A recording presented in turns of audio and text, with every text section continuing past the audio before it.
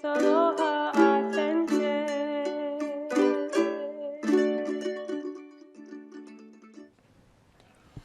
Hui! Aloha no, hele mai. Welcome to Aloha Authentic with Kamakapili. My name is still Kamakapili.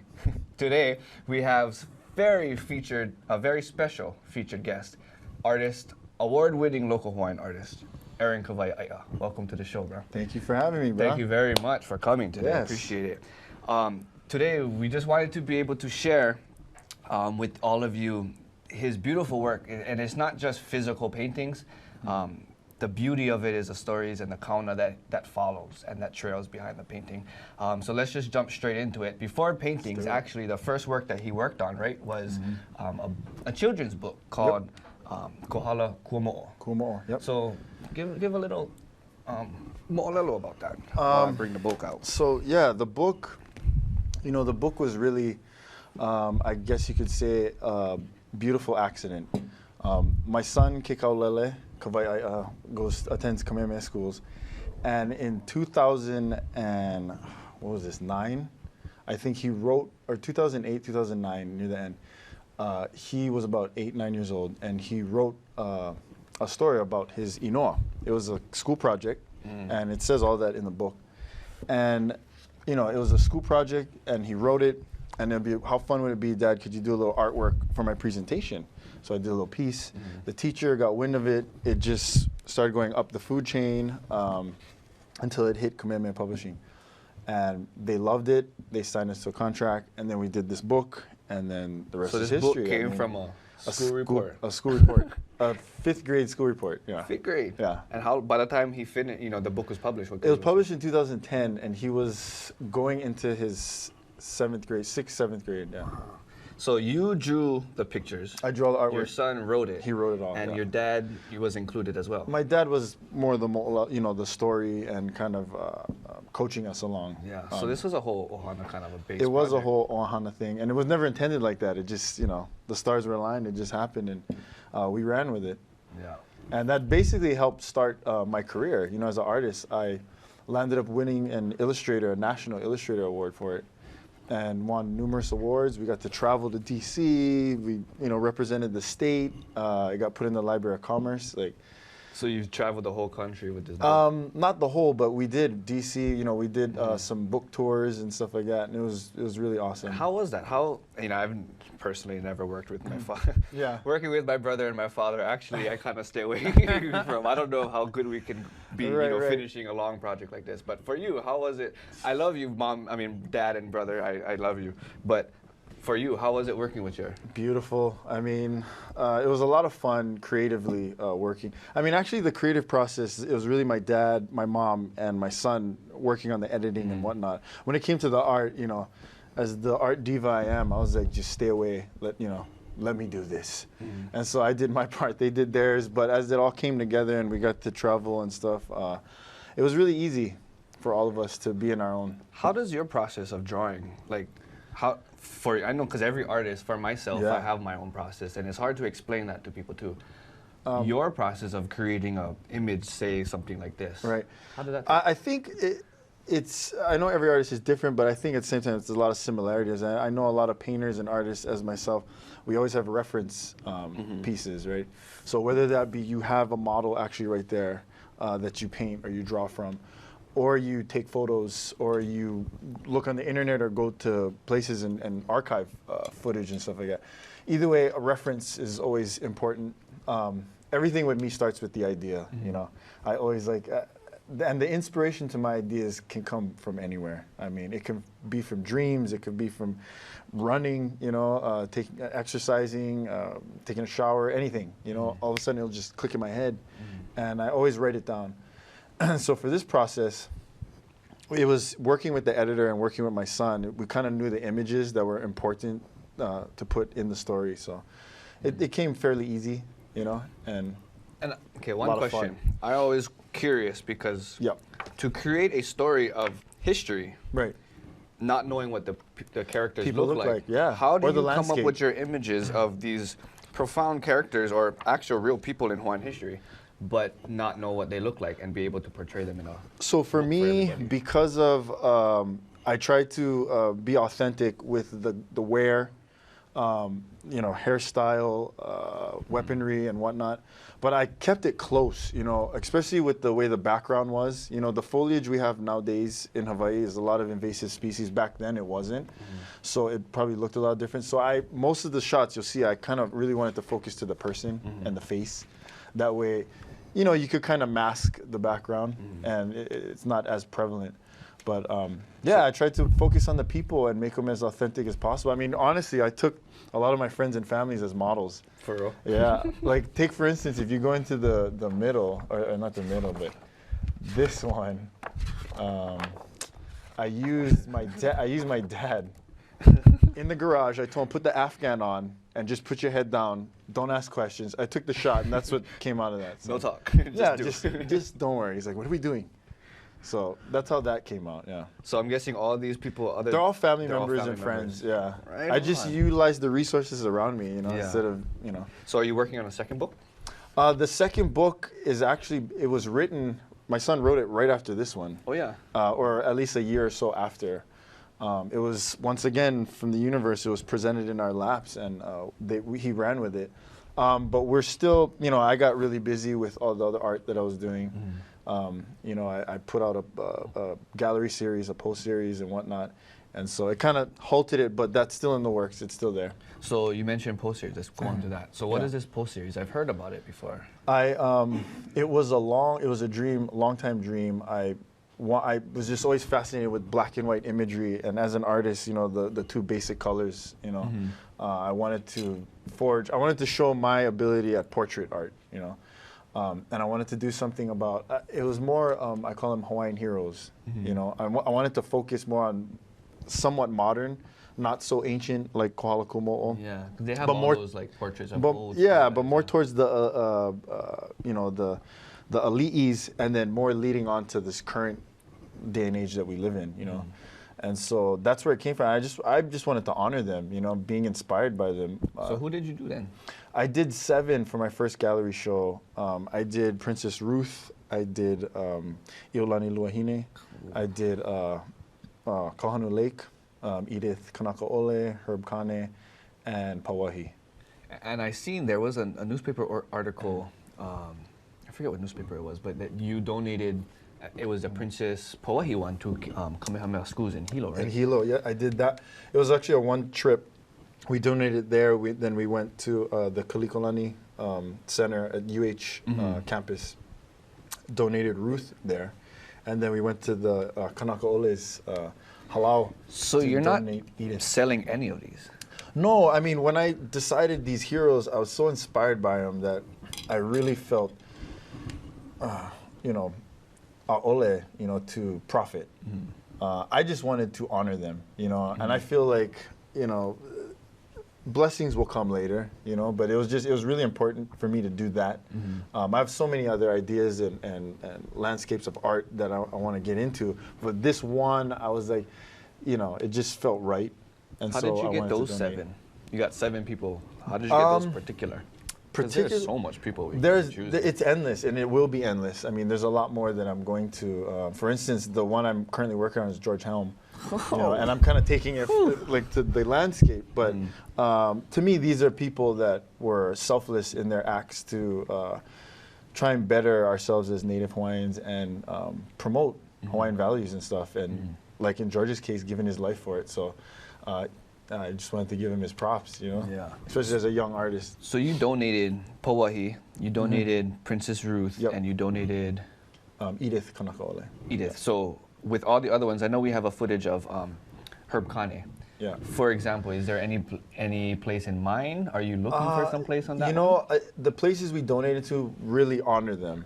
And so with Herb, who was my biggest idol as an artist growing up, with him, it's tough because there's not, you know, he was known for his voyaging and whatnot, but there's not really a voyaging per se center or a place. So that one we're still kind of figuring out. Like the other 4, we're still kind of figuring out. But I think once the community gets involved, because it's a selfless act for me. I'm trying to give these away. You know, they're just sitting in my closet right now. So you get the ones that you still gotta donate is Herb Kane. Yes. Is Kahanu Lake. Okay.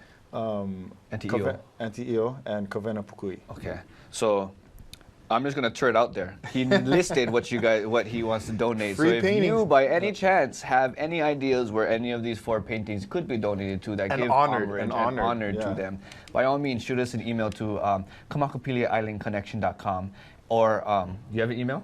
Yeah, Aaron Kawaiʻaeʻa. Aaron Kawaiʻaeʻa .com. .com. Check Yep. out his website. You can put his Yep. shoot an email through his website, Absolutely. aaronkawaiʻaeʻa.com. Yep. If you have any idea, please send it his way, send it our way, and we can be talking story about where the appropriate hale or home They or gotta home could they gotta be- go home, could be man. for You those know? paintings. Right on, bro. I'm so stoked for that because I see the old school. I mean, they're more older than Right. Herb Yeah, Kane, yeah, yeah. T.E.O., all those people.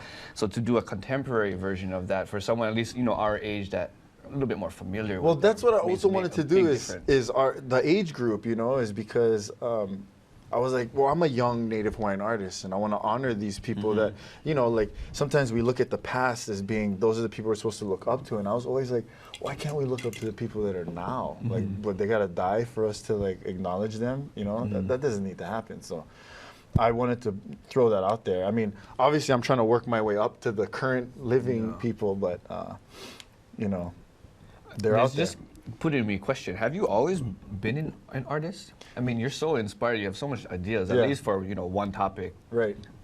Does art derive from someplace else, or has it always been art? I think it's always been art, but I'd like to think that I was blessed with this. I've never taken a single art lesson in my life. I was very kolohe in school, so didn't really learn much art in school, but the inspiration was there since I was a kid. I mean, I just always remember drawing, doing art. I don't remember a time in my life that I wasn't trying to scribble or draw somewhere or do something.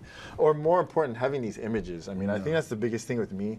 It's not so much pen to paper as it is just these images in my head. They just don't stop. They don't go away. So it just popped in my head. I can't think on the top of my head. Kawaiʻaeʻa, what does that mean? Does it have any relation to your work? That you can No, see? I wouldn't say so. I mean, is Kawaiʻaeʻa? Kawaiʻaeʻa, the translation that our family honors or knows is in the ancient time, Kawaiʻaeʻa was the caretaker of the fish ponds for the ali'is. Kawaiʻaeʻa, the translation means the wandering waters. So you can take a lot of different inspiration from that wandering. I'm an artist. I'm a wandering soul. Just always looking for inspiration. So I guess I live true to that in my name. So when did you finish the Poe series? Poe was. Or is it, at least I finish what you had done? my gallery show in 2012 of December of 2012. Okay. That's when I had the show. The paintings were done before the year started, or I think right in the beginning of the year I finished it.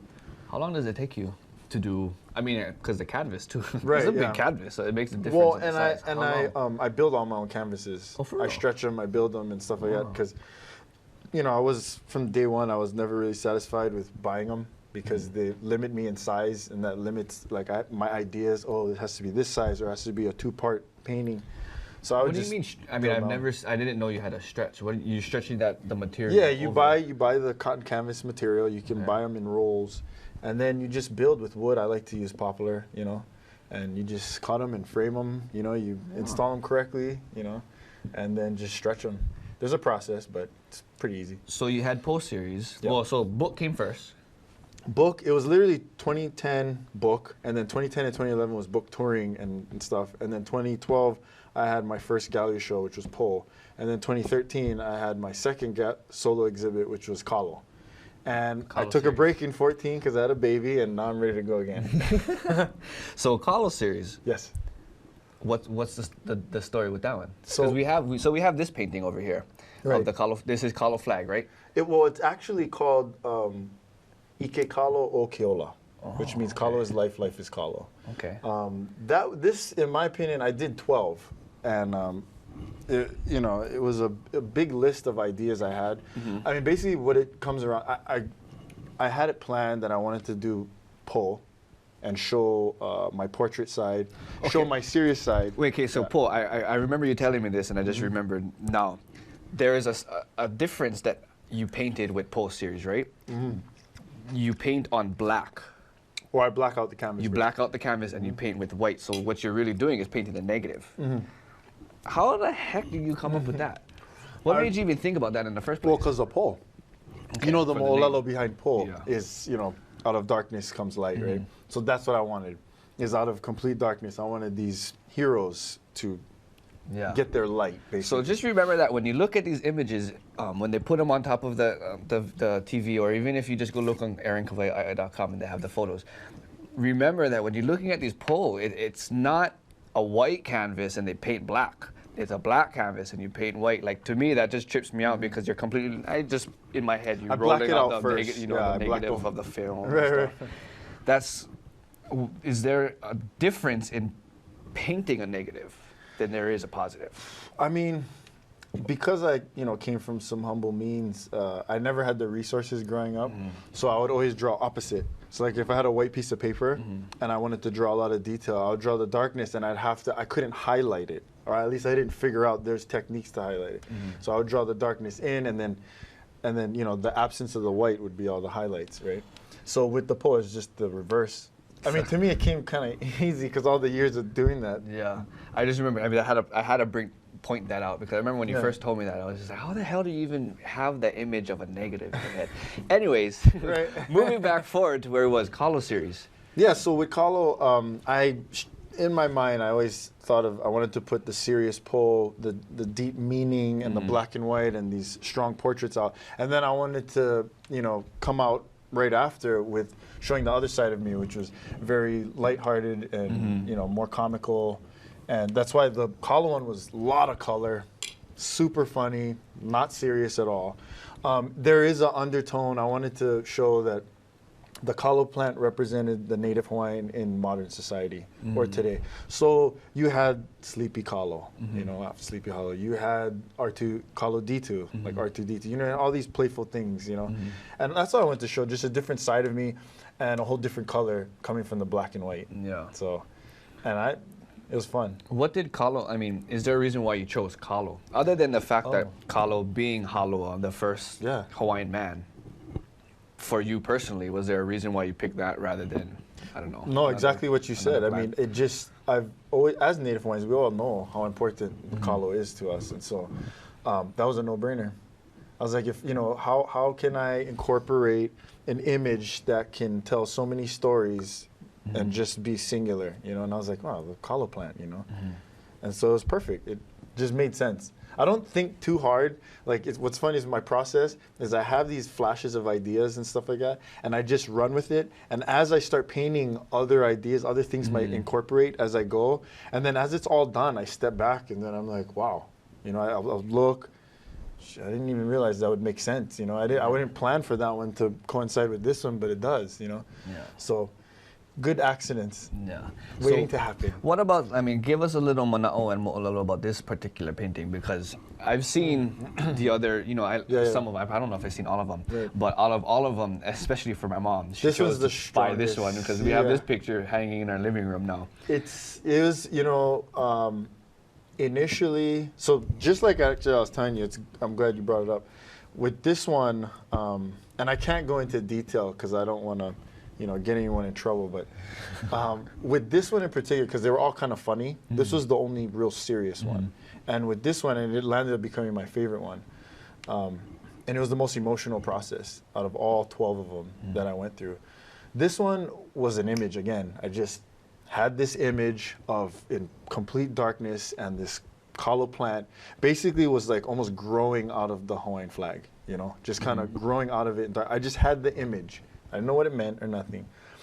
Come time to paint, I think out of the 12 paintings, this was painting number 10. I was right at the finish line, and I was just in a zone for all of them. And this one, complete blank.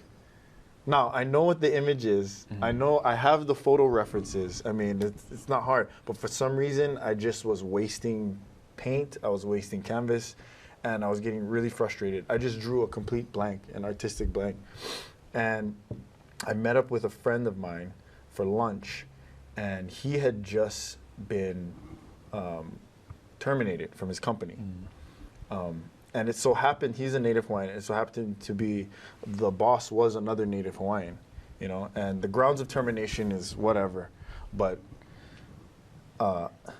when he was telling me that story, I was getting really frustrated inside. You know, like, oh, here we go again, Hawaiians against Hawaiians. Why is this got to be like this? You know, and I started getting really frustrated. And that fuel, because literally I had started Monday, nothing, wasted day, complete frustration. Had lunch with him Tuesday. Wednesday, I went down there, still emotionally ringing from hearing this whole story he told me. And it just all came out. And then that came out. Literally in 2 days, that came out. And it really came out of that emotion and that whole manaʻo. And it wasn't so much of anger. It was more like, how do we heal, you know? And the image made sense, because I had the image, I didn't know what it really meant. That, to me, that's what it meant. So for me, this piece, it doesn't mean that story I said. It's whatever you want it to mean. I think a lot of people look at that and they can take their own image from that, or their own, you know, meaning, you know. Could be bad, could be good. It doesn't matter. It's what you think, you know. I know, because I look at it, I mean, out of all the pieces that you have, there's other ones that stood out, like the R2D2 one. So Star Wars must have been a big influence for you. Besides Herb Kane and Salvador Dali, I mean, those two artists and Star Wars have the biggest influence on me personally, you know. You know, I grew up in the 80s, so Star Wars, it was all Star Wars. So what do you think is, so you've done the book, you've done a poll series, you've done a Kahlo series, is there anything coming next? You said you're ready for something. Everything's coming next. I feel like the book got my foot in the door, and these two series was what I just wanted to show people what else I can do, and now it's time to go to work, in my eyes. So what do you think is coming next then? I won't go into detail, per se, on exactly what I'm doing, but let's just say my ultimate goal always, because my last name's Kawaiʻaeʻa, I think I'll always be looked upon as a Native Hawaiian artist, but my ultimate goal is to be world renowned. And to do that, I need to be very versatile. And I've always known that. And not just that, but I've always had that in me. I mean, the ideas, I would say I'm an okay artist. I've always viewed myself as just okay, like all right. But I think I'm a better idea person.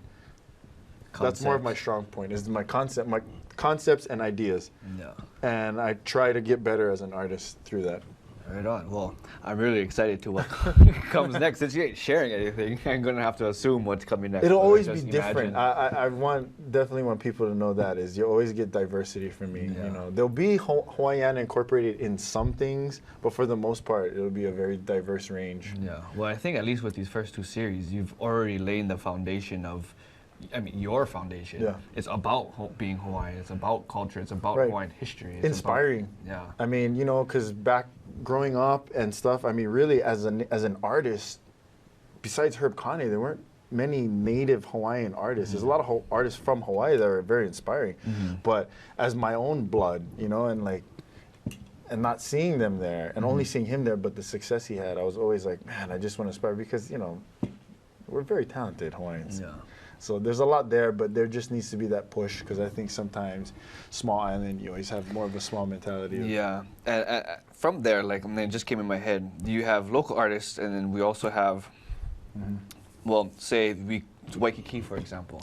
You walk in there, and then just the other day we was walking around, and I walked into a Quicksilver store, and the first thing I seen was Kealo Piko, you know, a very Hawaii, local, Hawaiian, culturally based clothing company that everything comes handmade, everything has a mo'olelo to it, everything is very rooted, but it's not just liked by Hawaiian people, you know. So in that sense, from you looking into, say, Waikiki, what do you think Hawaii has to offer for artists? Because for me, there's not a lot of Hawaiian art in Waikiki. There's not a lot of art in hotels or in the avenue where the world sees Hawaii. There's not a lot of local art. Well, there's not a lot of Native Hawaiian artists, first of all. I mean, they might be at home, but the ones that actually push and try, I mean, there's a handful of us, and I'm very fortunate to know a lot of them, you know, and you know, get to meet with them through Miley Myers is someone, she's like the leading force of trying to keep all these people together on a positive movement. So yeah, we're there. They're there. They just need to get more exposures, you know. What do you think art has to offer? What do you think Hawaiian culture has to offer to art? Let's start with that one. That's more interesting. I think it can go both ways. I think there's a lot to offer, because our culture, you know, based has a lot to offer, especially with aloha and you know, the virtues and the building blocks that we have in our past. But as far as art, I mean, art's just like music. I mean, some of the biggest, whether people like it or not, heroes in the world, like Beyonce or whatnot, they're musicians, they're artists, you know. They're doing the same thing. So art, it completely inspires, you know, people. There's a lot that goes on to this world that makes it work. And I think the creative part is definitely a gel or a jello that keeps everyone, you know, working together and fluid, you know, and it's unconscious sometimes, you know. The whole thing with music too, like have the download and all those things happening, you know, it's pushed away creative people, you know, from doing their stuff, but you just got to keep pushing and getting out there, you know. So if you had a message to share with, maybe there's local artists that's looking at this show right now, what do you want to tell them? Don't stop. Don't stop. Like, don't let anyone stop you, you know. No.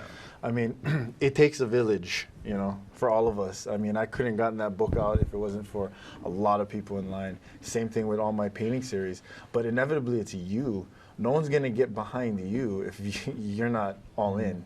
If you don't believe, like truly believe, and what I mean believe is not like, oh, I know I want to do it, go to sleep, watch TV the next day. No, believe is that you're going to do everything possible to do it. When there's no TV, there's no contract, there's no money, you got to go work and all that kind of stuff, and you still will do that in your spare time, then you know what you got to do. Yeah. And the rest comes into it. I mean, you know, it's a fight, and you just got to keep fighting. That's all. Right on, bro. Well, you heard it for yourself. If you is a local artist, you know, and you have no avenue or you don't know where to turn to try to take that next step into the community, into eventually the world, that's our whole point, is to get to worldwide. If you have a question or you have any comments or any suggestions or what have you, please feel free to email me at kamakapili@islandconnection.com, and I could be able to share it with those that I know, Aaron, you know, the artists to come, and we can work out something from there.